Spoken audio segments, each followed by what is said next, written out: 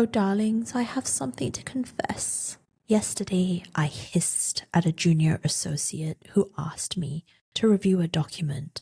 Actually hissed like a feral alley cat behind a steakhouse. I didn't mean to hiss, but there I was, crouched over the printer, and when she asked me to review it, I made a noise that, if you heard it in an alleyway, you'd walk faster. Somewhere in the distance, a bin lid rattled. Not the energy I want in my professional brand. Meow. And it made me wonder, what if all this trauma talk isn't a hero's journey? What if I'm not the wounded warrior fighting the system? What if I'm just toxic? Sometimes the answer is no. Sometimes it's yes. And most of the time, it's somewhere in between. Welcome to I Am the Advocate. I'm LawBooBoo, and today we're walking through the toxicity spectrum. The 4 lanes people fall into when they ask, or avoid asking, what if I'm the problem? Segment 1. Depleted, not damaged. Story 1. The cold transformation. I used to be warm, empathetic, kind. I'd bring biscuits and cupcakes to the office. I'd check in on people when they looked tired. Now, I'm sharp, critical, cold. I roll my eyes in meetings. I snap before people finish speaking. I've become everything I used to hate about senior lawyers. Am I toxic now? The cold transformation, where survival mode gets mistaken for personality change. You're not toxic, you're depleted. You're not mean, you're defended. I've heard from an associate who realized she no longer smiled at the receptionist, not because she stopped liking her, but because she just didn't have time for pleasantries. A partner told me they stopped saying good morning to their team because they were already in the zone. It's not moral failure, it's an energy triage. Think back to the slow rot of Sunday nights. That rot didn't happen because you woke up one day meaner. It happened because you've been slowly stripped of patience, rest, and joy. You've armored up to survive. Story 2. The reactive response. I find myself being passive-aggressive, sarcastic, dismissive. I hate that I've become this person, but I can't seem to stop. Is it who I am now? The reactive response. Trauma symptoms disguised as your true personality. Pause for thought. Are you like this everywhere? At brunch? With your kids? On holiday? If it only shows up in the office, that's a strong sign you're adapting to an environment that feels hostile, not turning into a worse version of yourself. But if it's happening everywhere, that's also a signal worth noticing. Hold on to that thought, we'll come back to it later.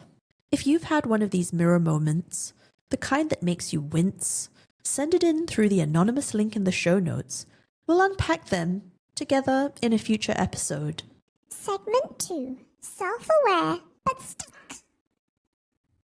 Next lane on the spectrum, self-aware but stuck. These are the people who know they're doing harm but can't stop in the moment. Story 3. The shouting partner. A friend of mine is a senior partner. She's aware she shouts at the juniors. She hates it. But in the moment, she doesn't even realize she's shouting. She only notices afterwards when the silence in the room is heavy. This is like knowing the fire alarm is too loud but not knowing where the off switch is. Years of high-pressure conditioning have hardwired the reflex. Law firms are perfect breeding grounds for this. Urgency theater is the default. Volume is mistaken for authority. Adrenaline is sold as efficiency. Self-awareness without replacement habits just means you can narrate the harm in exquisite detail while still doing it. If this is you, stop aiming for instant transformation. Start aiming for one interception. One pause before the reflex lands. That's where change begins. Segment 3. Performative awareness. Lane 3, performative awareness, where you say you want better culture, but your lens is so skewed, you can't see the harm you're causing. Story 4. The networking lecture. A senior partner noted his female juniors are losing out to their male counterparts because they don't network enough and prefer to work from home. What he doesn't mention, those female juniors likely are juggling kids, housework, and the 1,000 invisible tasks women carry.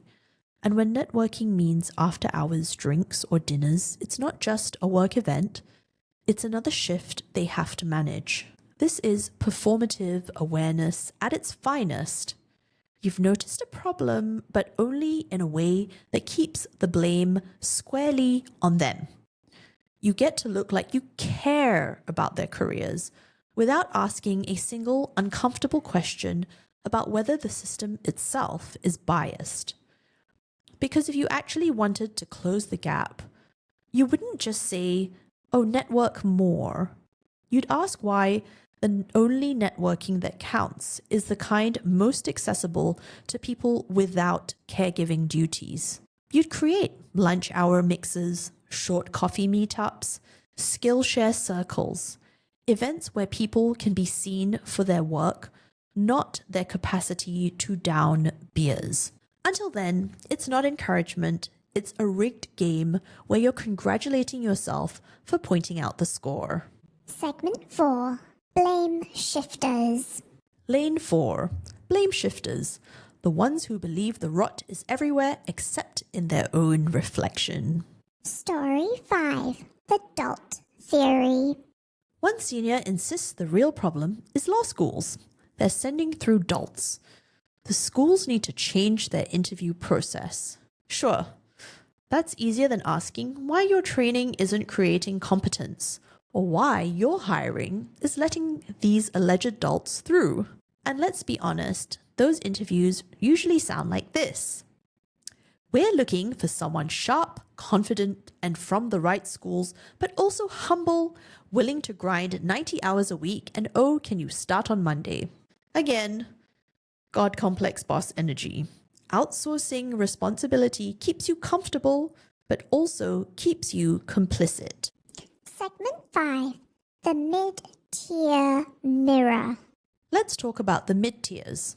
These are the ones sandwiched between the big bosses and the juniors.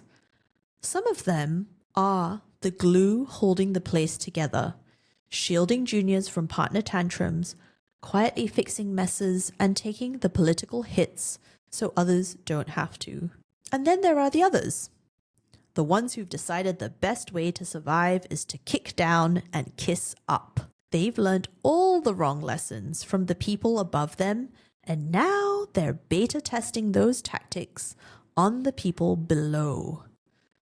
They're not all like this, but the ones who are, they're proof you don't need a corner office to replicate the worst parts of firm culture. You just need enough power over someone who can't push back. Story 6. The sandwich strain. A mid-tier lawyer admits they sometimes take out their stress on juniors, snapping, micromanaging, pushing unrealistic deadlines, and they hate themselves for it. They know they're repeating the same patterns their seniors use on them, but they don't know how to stop.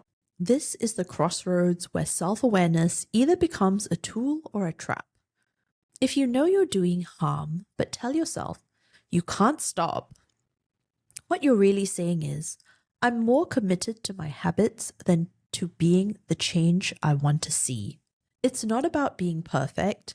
It's about deciding that your awareness means something, that you'll catch yourself sooner next time, that you'll apologize, repair, and try again. Because without that, self-awareness is just a mirror you keep staring into while the people around you take the hit. Segment 6. Mental inventory. Mental inventory time for my self-doubting souls. Think about the version of yourself that exists outside of work, with friends, family, strangers. If you've been carrying your work armor into every space, snapping at waiters, rolling your eyes at friends, barking at your kids, that's more than just situational. The system hasn't just shaped your work self, it's colonized your life. That doesn't mean you're irredeemable, but it does mean you'll need more than a weekend off to undo it. You'll need to rebuild your baseline reactions in spaces that aren't adversarial, so you remember what it feels like to interact without armor. That's how you reclaim the parts of you that the job tried to overwrite. Segment 7. The Toxicity Spectrum. So here's the spectrum. Number 1, depleted, not damaged. Number 2, self-aware but stuck. Number 3, performative awareness. Number 4, blame shifters and mid-tier replicators. You might move between lanes over your career. The point isn't to judge, it's to get honest about where you are right now. Closing. Maybe you're the depleted one from segment 1. Maybe you're self-aware but stuck, like segment 2. Maybe you're in the performative camp from segment 3.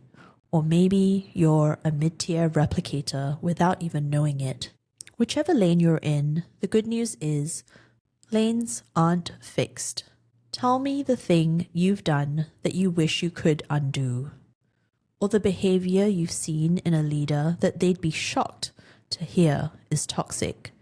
Use the anonymous link in the show notes. We're going to talk about them on air. And if you are asking, am I toxic? You're already ahead of the people who never ask. This is LawBooBoo reminding you, recognizing your shadows isn't self-destruction. It's how you find the light again. Self-reflection is not self-destruction.